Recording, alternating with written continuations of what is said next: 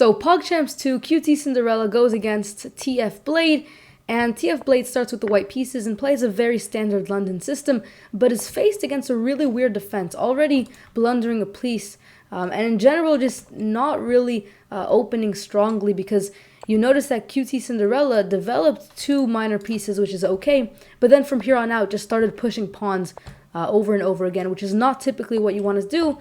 Even if you are going to attack pieces, this is just not really a setup that you really want to have, and a lot of beginners make the mistake of trying to control all of these awesome spots here in the center, which is awesome, but the problem is you don't have any other pieces other than your knights in the game. So you need to develop other pieces, and that's really what qtcinderella kind of forgot to do in the opening. Now there is a trade here, and after the trade, the knight is kicked back, and qtcinderella is threatening to take the pawn, and qtcinderella does end up taking the pawn. And you'll notice that here, after there's this very big tension with the bishops, there's a very interesting move. It might seem like you're going to win the bishop if white does a random move like h3, because you're threatening to take this piece and take away the defender of this piece. So once they recapture, you can obviously take here. But the problem with this is that then your knight will be hanging. So this almost works, but it doesn't work. But regardless, tfblade just takes the bishop anyway, so it wouldn't have mattered at all. And here the knight is kind of forced to move somewhere, and qtcinderella found a horrible spot for it, which is b2, because it is initially safe, but notice that just a move like b1 already traps the knight. So usually when you move a knight into your opponent's side, it should be an outpost. It shouldn't just be bringing a knight to a spot where there's no other pieces supporting it. If there was a pawn here, for example, supporting the knight, then this is a very good spot for it, but there isn't. So in the end, the knight will fall, but tfblade makes a huge mistake, and what he does is he offers a trade of knights. You could have easily just gone the knight for free. I mean, now you can't, but before you would have been able to, but instead you're forced to do this trade here, and now you lost free material that you could have gotten.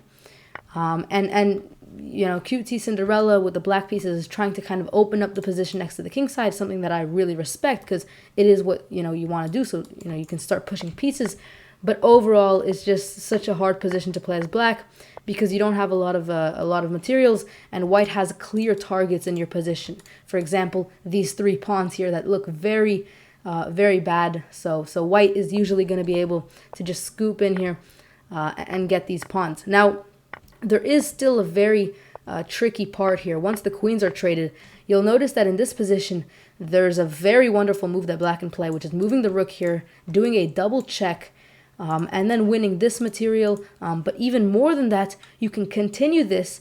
So once the king moves, you can play a move like this, check the king again, and so you don't even lose the bishop. So this had the opportunity to be a wonderful play, but instead qtcinderella misses it, moves away the bishop, and from here on out, it's just a very slow death for qtcinderella. And one funny thing here is, rather than just promoting, which is probably the easy way to get a win here, tfblade made it more of a challenge, and actually said in his stream that he wants to try to checkmate with just these 2 pieces, or at least not promote, and that's what he tried to do. So it took him a lot of moves, sure, as you'll see right now. It takes a lot of moves, but in the end, he does actually get it. Once he starts pushing some more pawns, he does end up getting this mate. So yeah, it took a lot of moves, but finally he gets the mate, and we're on to game 2. In this game, qtcinderella has the white pieces and has to get a win. If she doesn't, it's just game over, and she doesn't get the win for the match. And she starts with actually a very solid opening. It's this kind of d4, e3, f4 idea. It's not incredible or anything, but it doesn't blunder anything off the bat, and it's quite nice, okay? Both players actually have a pretty pleasant position until this move is played. b4 is not really something that you want to do here, just blundering a piece and inviting more pressure to your territory. But until that point, this is a very fine position for both players. Some trade of minor pieces happens, but in the end, we're not even close to being in the end.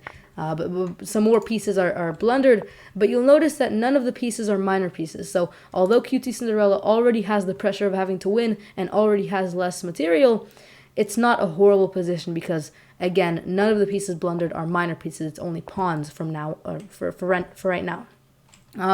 And this knight kind of comes here trying to put pressure, and ends up trading the pieces, weakening the structure here, but that doesn't really matter because notice that the king castled the other way. So this weird structure here doesn't really do much for white. So rather than doing that, maybe try to focus more on attacking on this side rather than on the other side.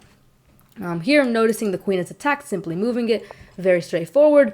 And even though you are down material, qtcinderella is not in a losing position at all. And I say this in every Pogchamps video, but especially in beginner gameplay, being down one piece is not, is nothing. It really is. And here black almost made the blunder of moving the pawn, not realizing that this queen here is defending it. And I actually was listening to the live stream, and yeah, he almost made this blunder of losing the queen here, but instead quickly realizes that that's not the move that he wants to do and just plays a random move basically. And after some more moves are made, you'll notice that the queen comes back over here, which is not a good move because it allows the bishop to come here and hit the queen, and the bishop needs to be activated. But doing this and then maybe bringing the bishop here or something is very slow. So doing this with the tempo is a very good idea. And also, on the bonus, if qtcinderella blunders, you might win a queen, which is exactly what happened. And in this scenario, in this position, it's basically game over. It's not exactly, because once again, there could be an insane amount of blunders that happen, but, especially tfblade, who's a very, very good player, it's not going to be, or at least he's relatively good. It's not going to be easy for white to do anything. And you'll notice he didn't even have mate. He missed mate here. It's this very nice doubled rooks mate that, appears a lot. So he did have mate here, but it's fine. He can just bring more pieces in the attack, sacrifice a queen in order to mate. And that's how the match ended. Make sure you subscribe for more Pogchamps videos. I've made all of the matches for today, and I will make more in the future. Also, make sure you comment down who you think will win the whole Pogchamps. Out of everyone, who do you think will win? Thank you guys for watching. Peace out.